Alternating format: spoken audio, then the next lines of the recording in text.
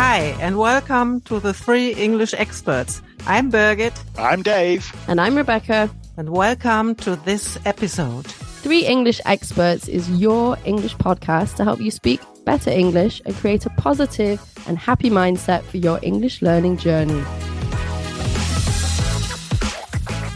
Hi, everyone. Welcome back.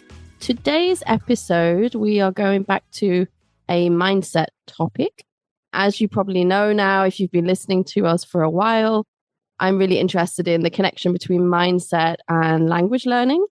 I really believe languages are not just academic, they are emotional. And so this connection between your motivation, your mindset, and your success is really important. You also might remember I am currently studying positive psychology to become a positive psychology practitioner, a PPP for short. And just a reminder, I am heading now into my final project where I need volunteers. I need some people to join a test kind of course, let's say, which will be focusing on mindset and language learning. So if you're interested, it is completely free. I am not allowed to charge money. So if you would like to be a member of this course, to join in, it's going to be online. So basically, it doesn't matter where you are. As long as you've got an internet connection, you can join. Drop me a message at rebecca.deacon@web.de, or you can contact us here at threeenglishexperts.com. And that would be nice to have some nice people joining my course. So today's topic is character strengths. And if you know something about coaching or something about psychology, you might have heard about strength-based approach, the strength-based approach coaching, for example. So we're going to talk about what does that mean? What is it? And how can we potentially utilize this approach for our language learning? First of all, I'm here, of course, as always, with Birgit and Dave. Hello. Hello. So I'm going to ask them, first of all, when you say the word strength, character strength, what pops into your mind? What does it even mean? What is a character strength? Any thoughts? Well, something you're good at or that comes easily to you, something you feel good about. Absolutely. This is one of the perfect definition there, Birgit. Thank you. Oh, Well done, Birgit. Well done, really. She's understood the assignment. She's on the ball. Yeah, something that feels natural, that you're good at, and it feels good. And you don't have to really work on it or focus on it. It's just something that comes naturally to you. And of course, this is different for everybody. Everyone has different strengths. And generally, there are studies that show when we utilize our strengths, when we're using them, we feel good. It gives us a feel good factor. So it gives us a positive feeling when you're using your strengths. If you think about normally in life, we're always focused on what am I not good at? What do I need to fix? Oh, I'm not good at speaking in public, or I'm really not good at learning languages, or I need to work on. We're always focused on what we need to work on. We don't always talk enough about what are we good at? What are we actually good at? And how can that help us in life? How can we utilize that? Ask people in an interview question styles, what are your top 3 strengths? They all cringe. They all go, oh, I don't want to talk about my strengths. I don't know. People are uncomfortable with it. Would you agree, Dave? People are uncomfortable talking about strengths. I would say so, and particularly culturally from a British perspective, certainly, that we often downplay even our strengths, more humble in that respect. So definitely with the Brits, concerning the Brits, I think the Americans tend to be that little bit more forward in promoting themselves generally. But of course, this is a generalization, absolutely. But I think there are still the cultural differences there, but it is, of course, a generalization. I think a lot of people I meet, obviously, who don't feel that language comes naturally or English language comes naturally. I hear, oh, I must, I should, I need. It's like pushing. We tend to push ourselves a lot. I think this is what we learn here in Germany in our upbringing, education, at least. I feel that way. Of course, I was pushing myself a lot for a long time. So yes, it's not the first thing you say, okay, oh, I'm very good at. Yeah. Here I am. That's not what we do. No, there might be people, but not in general. I would say generally they're quite humble, or they've been educated to be like that. I'm not sure, but they do not blow their own trumpet, as people would say. They will not say what they're good at. Okay, in positive psychology, these characteristics, strengths, let's say, were categorized by Christopher Peterson and Martin Seligman, who are big names in positive psychology. And they really wrote this massive book, actually, and defined what they all mean and what are the benefits of this. There are also negative sides. You can, for example, overplay your strengths. So kindness is actually one of my top strengths. And sometimes I'm too nice and then I get taken advantage of. So it can have a negative effect if you overplay your strengths. But in general, they can bring a lot of benefits. So they were defined and they catalogued them and made sort of 24 strengths. For example, things like creativity or courage or kindness. And there is a survey you can do online. We've mentioned it before, but we'll put the link in the show notes where you can do a survey. It's completely free. Millions of people have done this survey. It's very popular. And you get a free report. Birgit mentioned she got hers in German, so you can do it in different languages, as far as I know. And it will tell you what your top strengths are in this nice kind of report, and it's completely free. I'm going to try and guess. So Birgit and Dave have done the report. So I'm going to try and guess. So this is a nice. Yeah, I've done it too. I've done it a few times. It's nice to guess, actually, when you know someone quite well. What do you think their strengths are for nice activity? I'm going to go with Dave first. I'm not sure, but I think, is your top strength humor? Oh, actually, no. Can I tell which number it is? Yeah. It's the third one. Oh, okay. wow. So it's top three. Top three. Okay, well so done. Yeah, very good. Very good. Very good. So what's your top strength then? What came out top? Kindness. Oh, wow. Yes. Very good. Nice one. Okay. And number 2? Love. Love? Here Wow. we Is your go. wife listening? Is your wife listening? Welcome in the ladies club. Yeah. Here we go. Here we He's go. loving. And he's funny. What more do you want? Absolutely. Did you show her the results? No. I've sent her a copy of the PDF. Yes, I have. But I don't know if she's read it yet. Okay. Wonderful. Fantastic. I would say also, actually, Rebecca, for people listening and want to do it, try doing it in English because it's wonderful also for your English. There's all kinds of good vocabulary in there to help you learn English. And I would highly recommend to do it in English just for that alone. It's a great survey to do for that. Yeah. Yeah. And if there's any sort of people who work in training or HR people, it's a great vocabulary collection of how to describe people. That's quite Absolutely. nice. Yeah. Okay.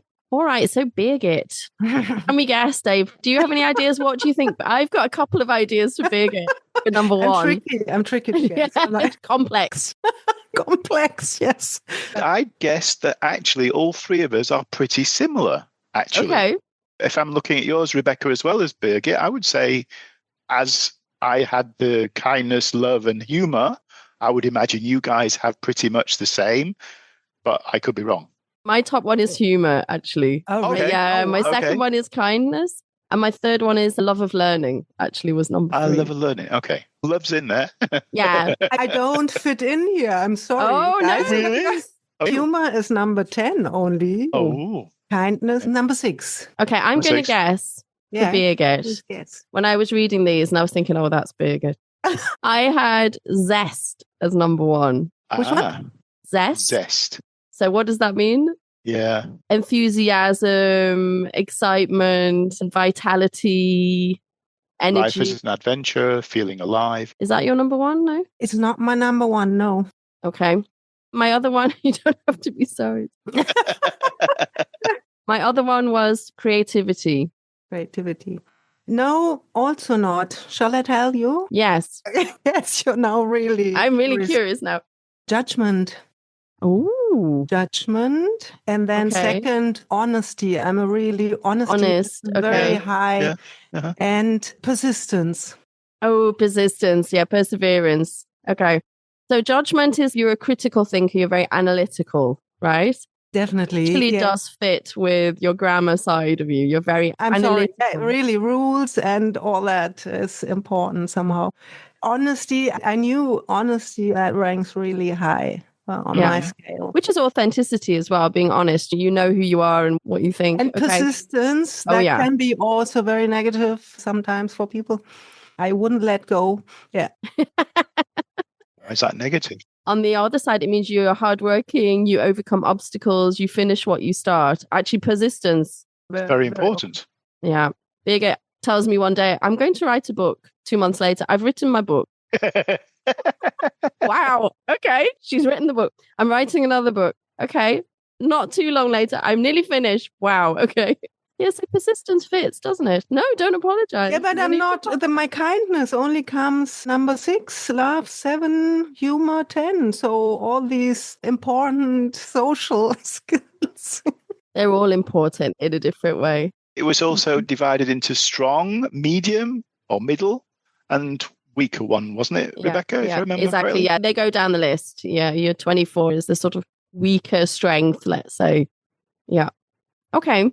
So what does all this have to do with language learning? This is the next question.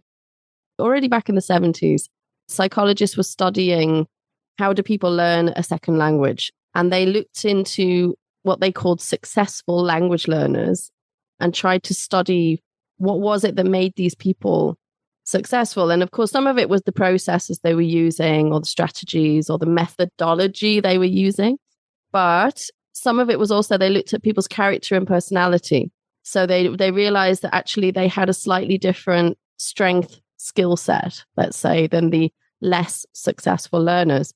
So looking at your list, Dave, Birgit, what would you say, and you're both language learners and you work with language learners, what kind of strengths do you think are helpful in a language learning environment? Birgit, do you want to kick off?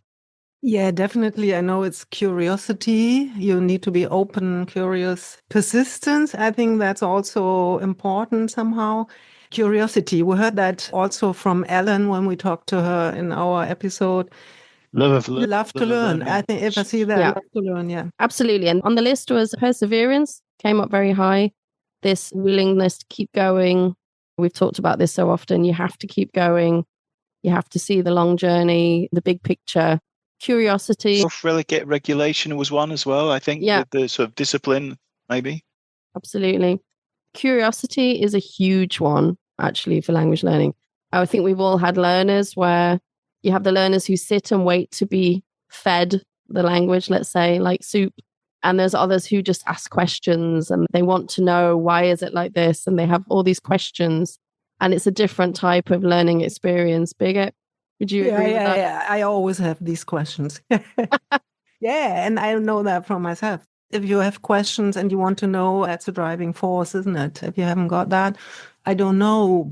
Difficult. So my question would be, if these characteristics don't come up as top strength in your personality, what does that mean for your language learning? Are you not able then? Or what does positive psychology have? Yeah, we're coming to that in a moment. Okay. We're coming to that in a moment. Another so question. Curious. Yeah, she's asking questions. I'm a trained journalist. I'm not bad at what I learned. That was a good choice.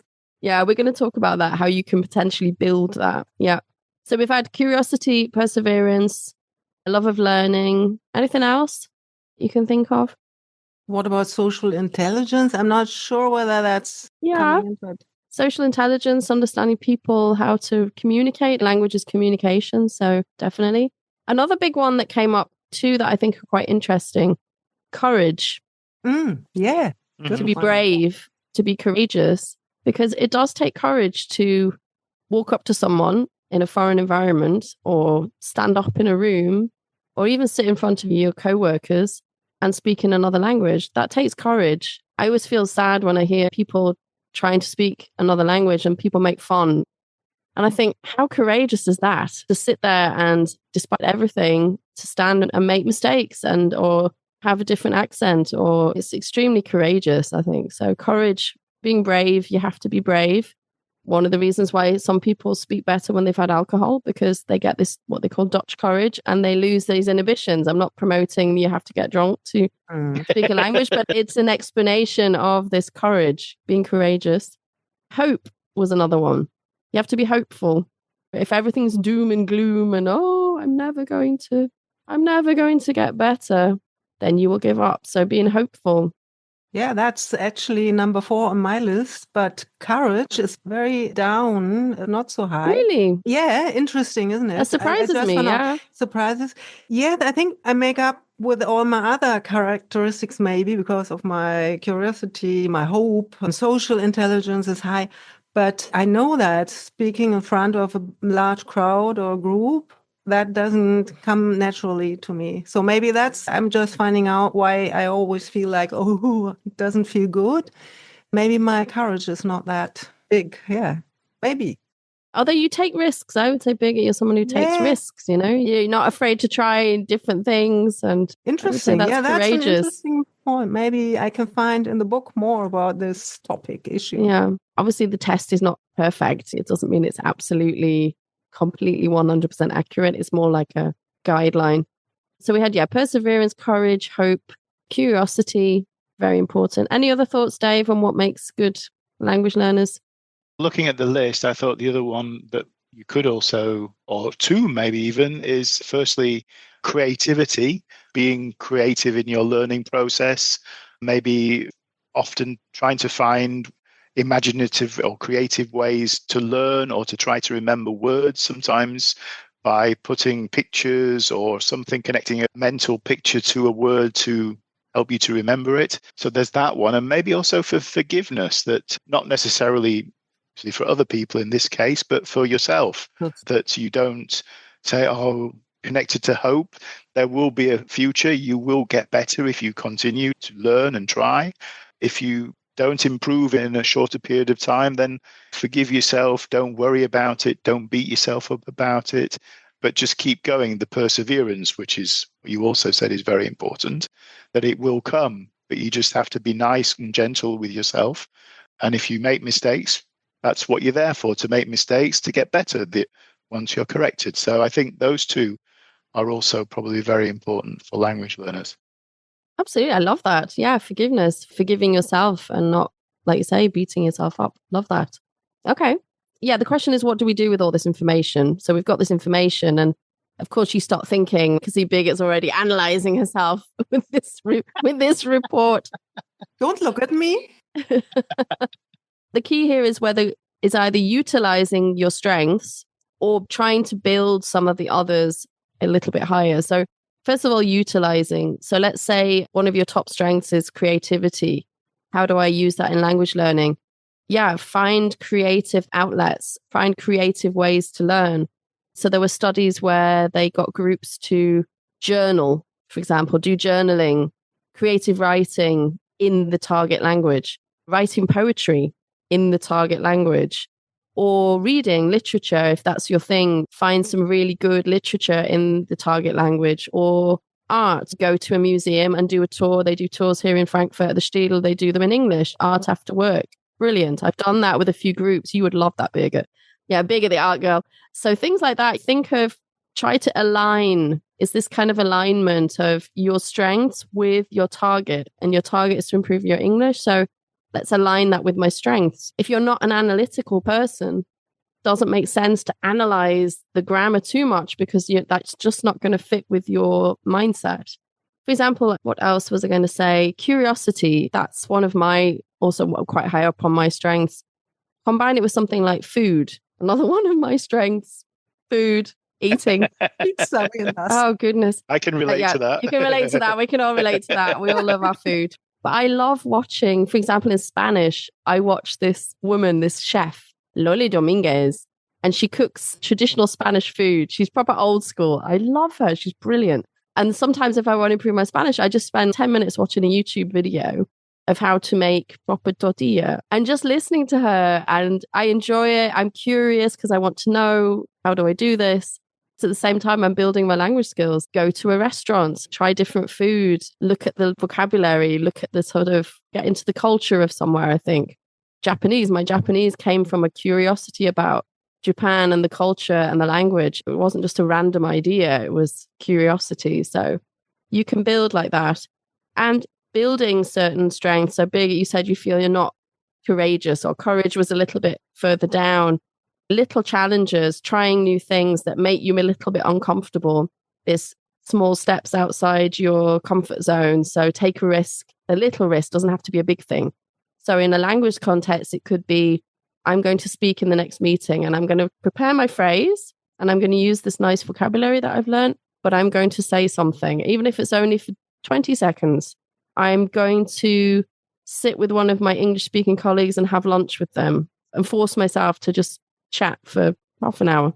It's this kind of pushing yourself. And the more you do this, you will get this Erfolgserlebnis, you will get this success feeling, which motivates you to keep going. But ultimately, just focusing on your top ones is probably the most successful strategy, is utilizing what you're good at and aligning that with your language learning journey. Humor, for example, I did something called Positive Psychology Intervention, PPI, where for 6 weeks, I decided what I wanted to improve. I wanted to improve my positive emotions about Spanish because I had a lot of negative emotions about my Spanish due to a professor back at university who always made me feel negative and not very nice and not very good about my Spanish. I've always carried these kind of negative emotions. So I did a positive intervention. So I decided to try and build positive emotions by utilizing my strengths, which is humor, top strength humor. So I spent 6 weeks watching Spanish comedy and singing Spanish songs because I love singing and that is something that really makes me happy. So this was my sort of zest combined with comedy. I watched like my favorite comedies like Friends or I don't know, Seinfeld and all this kind of stuff in Spanish. And it was actually quite good. Pushed me because I was having fun and I already knew the stories because I'd seen them before, but it built my positive emotion connection to Spanish. It sounds a bit bizarre, I know, but it was quite good. The singing didn't work so well because I think I got COVID in the middle and then I couldn't sing. I lost my voice. So the singing was a bit of a disaster, but I did listen to some nice Spanish music. But yeah, so you can do these kind of interventions. And that is something I'm hoping to work with people on in the workshop, is trying to build a personalized intervention in a way for our participants. We're having this workshop in September and mindset is going to be a part of that. So yeah, tailoring a kind of personalized intervention to what are your issues with English language learning and how can you promote that? Don't worry, I'm not going to make you sing for 6 weeks. Spanish on top of that. They're all very personal. There's nothing, that's just me. Very so you individual. don't have to. I think that makes perfect sense what you say, because as you said, I also believe it's a feeling that goes into the language, because in the end, when we want to communicate in a different language, we always need to have a connection to what we want to say, how we want to say that, or personality we bring across into the group. And you have to feel good about that. That's really important, and worry a lot less about making mistakes. I think that's very good here. And that's shifting focus, isn't it? Because a lot of people have this focus because maybe a teacher said something not very nice and you always repeat, as you said before, oh, I'm not good at, I need to, I must, and get rid of that and shifting negativity. Focus, that's Really. Just going back to Dave and your kindness. For example, you're learning your Spanish. Utilize your kindness would be perhaps ask ChatGPT. I've done this before. And say, kindness is my top character strength. Can you give me some phrases in Spanish that are polite and kind that I could use in everyday life? And learn complete set phrases over interactions for wherever you're in a restaurant, you're in the supermarket, whatever you're doing, that kind of emphasize your strength, which is your kindness, because that's probably what you do in your own language. You speak in a way that is kind and respectful. And so by doing that might be a way to utilize that into your Spanish. Absolutely. Yeah. Kindness. I volunteer at an old people's home in Germany. Kindness is one of my strengths. And I use my German all the time there because they think I'm insane. They're always like, why are you here?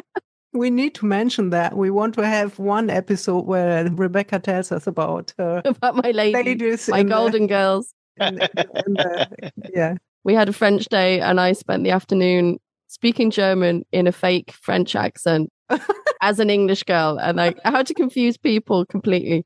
Yeah, and you learn these phrases when they're upset or they're sad or they're confused. You learn how to express, make them feel better, and how to try and comfort people in German, which is something, again, I'm utilizing one of my strengths, but while using one of my languages, which is good. And you get into this, what people call flow. Have you heard of flow, guys? Oh, definitely, yeah. So what's flow, Birgit? When you don't have to think about what you want to say next. I think that's what people want to do, get into the flow, words are just coming, like you have a lot of words available and then you can just choose they're there. That's what happens when you immerse into language or spend time in a country. Yeah. And flow can be anything. It can be language, it can be art, it can be playing music, it can be just working on something that you're good at. And this is the point, is this getting into a state of flow of where you're not worried about mistakes, you're just in the zone, let's say. And often people are in flow when they're utilizing their strengths. That's when you feel flow, because it just comes naturally. Yeah. Okay. Just one question. Is this fairly new approach, positive psychology, language learning, or has it been around for a long time? I don't know when these people you mentioned were. Yeah, positive psychology is the newer wave of psychology generally. With language learning and positive psychology, it's still all quite new. When I've been doing my research, there are a lot of papers, but it's still being investigated. So it's quite interesting. There's a lot going on, and I think there's a lot of potential to build on what's already been done. But yeah, psychology of linguistics has been around for a long time, since 60s and 70s at least. Just looking into the connection between how people communicate, how people learn, and the psychology of that. This sort of positive psychology, positive education, it's all connected to positive education, actually, which is something that Martin Seligman and positive psychology, they really kicked off this positive education. They did a lot in schools, how to show kids actually about their character strengths, how to help kids highlight and see, rather than looking at what are you bad at, let's look at what you're good at, and let's see how we can utilize that in every subject, whether it's maths or sport or whatever it is, and not always saying you're not good at this and you're not good at that. We all know that. We all went through the school system. Hopefully it is a bit of a movement and it's going to change things, but I'm hoping that I'm going to add my little part to language learning with positive education. And absolutely. Yeah. So if you want to join a course, guys, anyone listening out there, drop me a message, go to my website or go to the podcast website and let me know. And maybe you can join my experiment. Great stuff. The Golden Nugget. So Rebecca was talking all about strengths, and one of them was creativity and using creativity to help you learn your language. And she mentioned things like journaling or reading or things like this. So that links in with our special part of the episode where we give you a little golden nugget. Today it's Morning Brew. You've probably never heard of it. And if you have, well done, great thing. It's a newsletter coming out of America called Morning Brew. Just Google Morning Brew. Brew is B-R-E-W, coming from having the brew in the morning, a cup of tea or a cup of coffee, because, of course, in America, it comes out around their morning time. And over here in Europe, it's in lunchtime. And it's full of news items, also current affairs generally, and also specifically in the areas of business, finance, also technology, all these kind of areas. What I love about them is the articles are very short, very well written, lots of useful vocabulary, interesting vocabulary, and I love to use them in my actual sessions with my students. I often use them to take out new vocabulary, to talk about the topics, because, of course, it's very up to date. So I really recommend getting this. It's totally for free to sign up. You get it totally for free, and you get it in your inbox around lunchtime every day. So that's the golden nugget for this week. Morning Brew, highly recommendable newsletter. And especially if you're into reading new things, learning new things, and also, of course, recapping on the news of the day or the news of the times, that's a really good place to go. So next time we're going to have a special episode. We're going to talk to Jeff O'Day from Japan, originally from Australia, but he works in Japan with Japanese professionals. And that's a very interesting conversation. We're having nice interview guests, fantastic input. I'm really thrilled about having that out and online soon. Yes, I can highly recommend listening to that next episode, and hopefully you will be joining us. So talk to you then. Thanks for listening today, and bye for now. So are you ready to upgrade your English? Do you still feel maybe not confident, uncomfortable when you speak English? Or maybe you're stuck at a certain level and you're trying to upgrade, take it to the next level? Why not join us, the 3 English experts, at a workshop, a 2-day live workshop in Cologne in September. We are aiming to give you all the skills you're going to need to give yourself a kickstart, push, moving forward, positive step in the right direction. We are going to work on communication skills with Dave. You're going to work on your grammar and structure with Birgit. And finally, your positive mindset and motivation with me, Rebecca. So if you're interested, head over to our website, 3EnglishExpertsWorkshop.com. And if you book before the 30th of June, we have a really nice early bird offer with a special price and lots of extras. This is not just 2 days. After the 2 days, we are also offering some follow-up sessions, 6 1-hour free conversation lessons, a follow-up with one of the experts, and we will also give you a roadmap so that once you step out of those 2 days, you know exactly where you need to go and what you need to do next. It's going to be fun, it's going to be interactive, and we would love to see you there. So head over to that website, 3EnglishExpertsWorkshop.com, and book your place now.